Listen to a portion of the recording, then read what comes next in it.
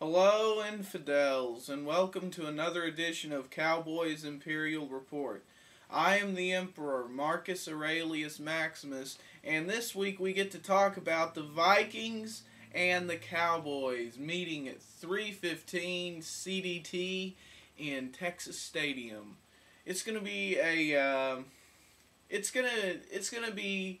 I'm gonna say it up front. It's gonna be a Cowboys victory. Why should I have anything to hide? I'm very upfront about that. I think the Cowboys will roll over the Vikings in this NFC matchup.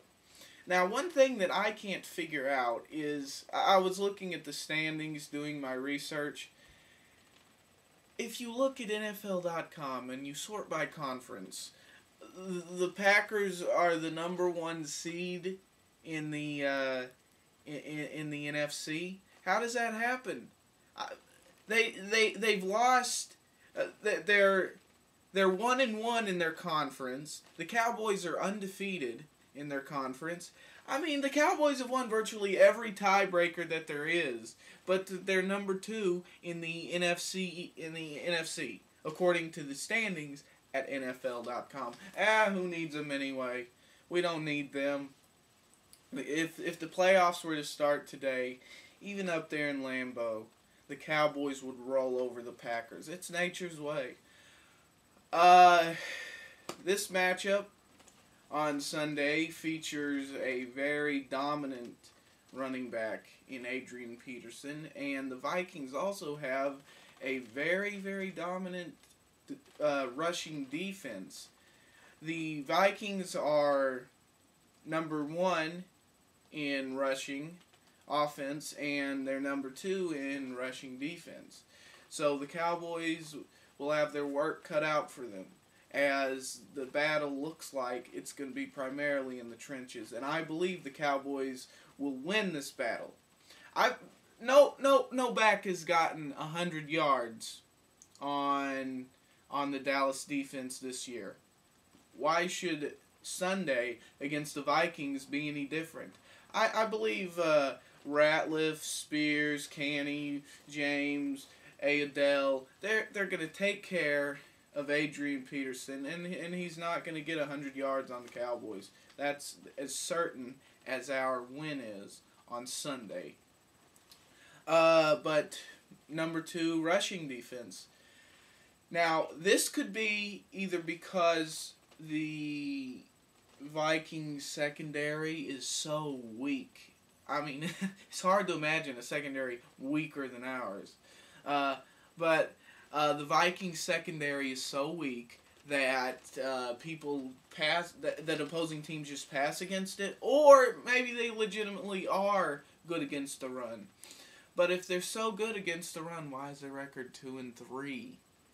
The key to this game is obviously going to come down to the trenches. And so I believe Leonard Davis and Mark Colombo are just going to take care of that right side, just like what some of us bloggers saw in Texas Stadium when Julius Jones busted 2 big gains running off the right side.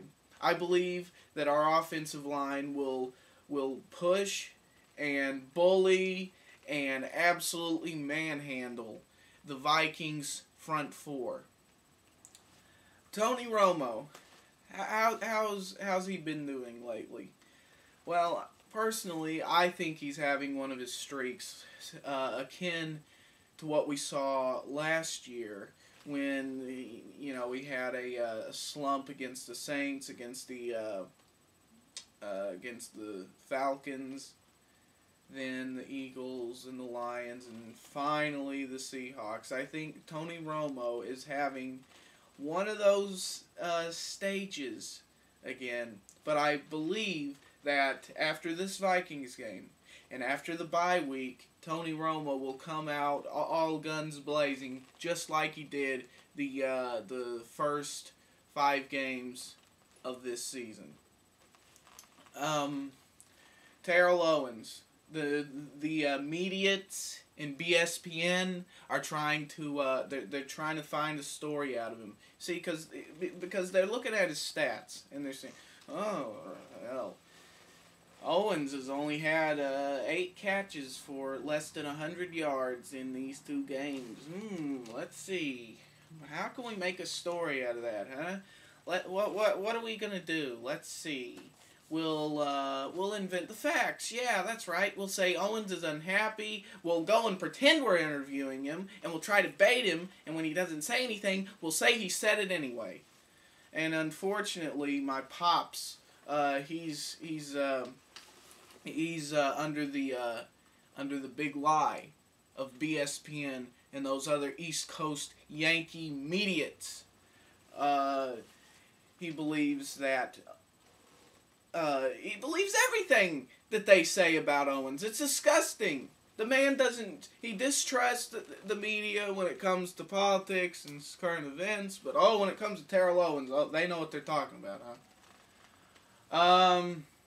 I don't believe T.O. is unhappy. I believe T.O. has matured. How old is this guy? Like 34? He's matured, trust me. Hey, I've had brothers, alright, who had a little fun in their 20s. But now in their 30s, they're great family men. Alright? I believe Terrell Owens is maturing as a football player. I believe he knows that this is his last chance to ever have a legitimate shot at getting a ring. So he's not going to screw it up. He's going to do everything right. And he is doing everything right. I mean, what are we supposed to believe? Did he ever say anything in San Francisco or Philadelphia about, wow, I really wish I could go into the Hall of Fame as a member of this particular franchise? You ever remember him saying anything like that in Philly or San Francisco? No. He said that here in Big D.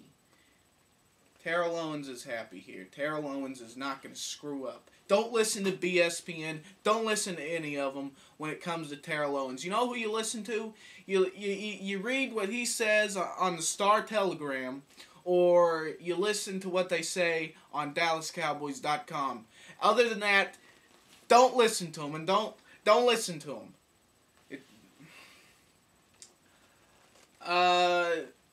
Now, people about this game, they're saying, oh, the Cowboys they name off a fact of, we'll say, oh, they're 0-5 the last, times they've been playing the Vikings, and this is horrible. What they fail to recognize is that Dante Culpepper and Randy Moss were members of those teams that absolutely rolled over us 5 to 10 years ago. Randy Moss isn't there anymore. Dante Culpepper's having a wonderful time in Oakland. Who do they have now? They have Adrian Peterson and Tavares Jackson. I believe that DeMarcus Ware, Greg Ellis, and Anthony Spencer are going to have a field day with this Tavares Jackson kid. They're going to this is what's going to happen. Ware and Spencer are going to meet at the middle of Tavares and have a Jackson sandwich. You know what I'm saying? Tavares Jackson is going to be the meat in that sandwich that Spencer and Ware create. They're absolutely gonna have fun with this guy. He can barely throw the ball. I mean, and he's not that much of a scrambler. They're gonna have fun with him. That's why I'm gonna go ahead and say Cowboys 34, Vikings 7. And remember, you can always, well, wait a second, I'm sure some of you are wondering, hey, what's the Emperor doing? He's not behind his, he's not in front of his usual set. Well, I gotta tell you, unfortunately, I'm on the run, you see, because I'm being chased by these Eagle fans that they're absolutely horrible. They say they want to pull a Michael Irvin on me. The Brokeback Cowboys will never win the East, you losers. I'm going to get you, too, right after this. Drop me a line at... Maybe you and Michael Irvin can snort coke together. Yeah, I'm coming for you, alright? You just stay right there. Come here.